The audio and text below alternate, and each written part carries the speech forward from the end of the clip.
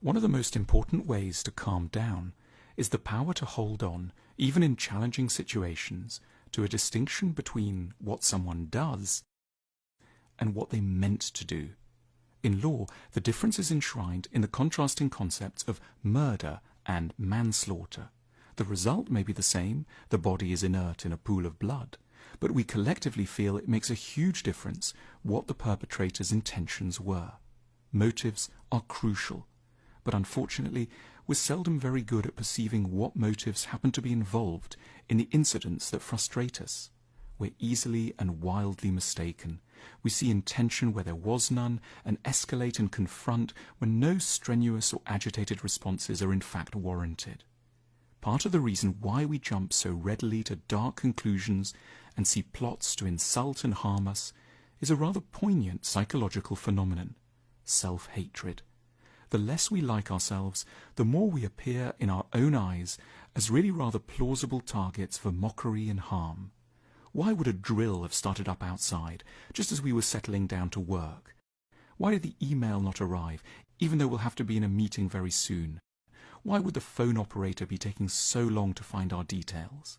Because there is, logically enough, a plot against us, because we're appropriate targets for these kinds of things, because we're the sort of people against whom disruptive drilling is legitimately likely to be directed. It's what we deserve. When we carry a background excess of self-disgust around with us, operating just below the radar of conscious awareness, we'll constantly seek confirmation from the wider world that we really are the worthless people we take ourselves to be. The expectation is almost always set in childhood, where someone close to us is likely to have left us feeling dirty and culpable. And as a result, we now travel through society assuming the worst, not because it's necessarily true or pleasant to do so, but because it feels familiar, and because we're the prisoners of past patterns we haven't yet understood.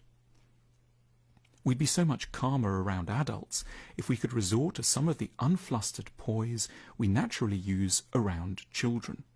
Small children sometimes behave in really maddening ways. They scream at the person who's looking after them, angrily push away a bowl of animal pasta, throw away something you've just fetched for them.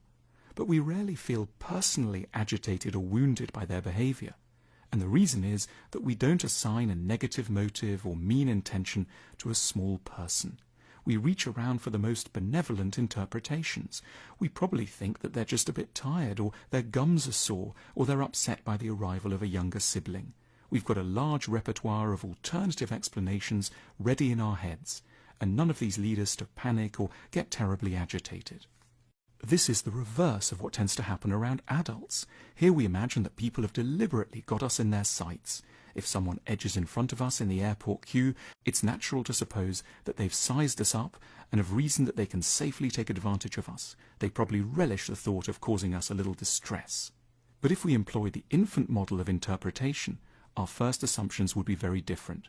We'd think that maybe they didn't sleep well that night, have a sore knee, or have been upset by their lover. The French philosopher Émile-Auguste Chartier, known as Alain, was said to be the finest teacher in France in the first half of the 20th century, and he developed a formula for calming himself and his pupils down in the face of irritating people. "Never say that people are evil," he wrote. "You just need to look for the pin." What he meant was, look for the source of the agony that drives a person to behave in appalling ways. The calming thought is to imagine that they're suffering off stage, in some area we can't see. To be mature is to learn to imagine this zone of pain, in spite of the lack of much available evidence. They may not look as if they were maddened by an inner psychological ailment, they may seem chirpy and full of themselves, but the pin simply must be there, or they would not be causing us harm.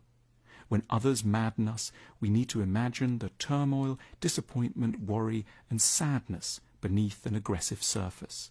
We need to aim compassion in an unexpected place, at those who annoy us most. We must do that very strange thing, move from anger to pity.